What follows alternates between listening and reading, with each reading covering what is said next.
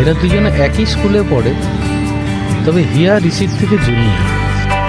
তবে খেলার সময় এদের বন্ধুত্বটা খুবই গাঢ়। এরা একে অপরকে ছাড়া খেলতেই পারে না।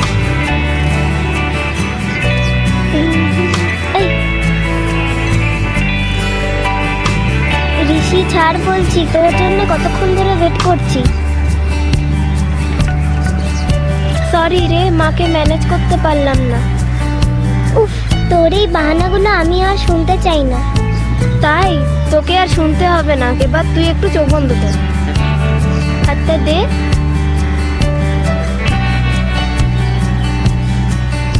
তোর পছন্দ হয়েছে ওটা? খুবই পছন্দ হয়েছে।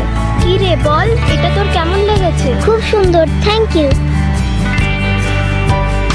প্রিয়া, তুই ভালো আছিস?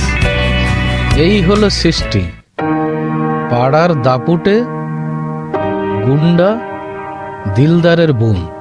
কিন্তু সৃষ্টি ঋষিকে খুব পছন্দ করে। ও একই স্কুলে পড়ে, তবে হিয়ার সঙ্গে ঋষির মেলামেশাটা ওর আবার খুব একটা পছন্দ নয়।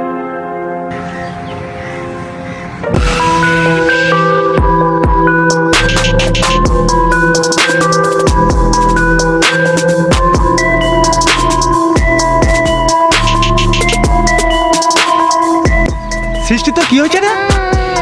দেখো না দাদা, ঋষি আর হিয়া মিলে আমার এই অবস্থা করেছে। ইস ইস রে, দাঁড়া, তুই চিন্তা করিস না, আমি দেখছি ওদের দুজনকে।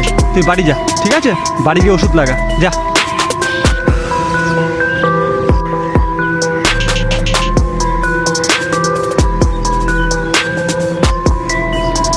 এই হলো দিলদার ভাই, পাড়ার দাপুটে গুন্ডা।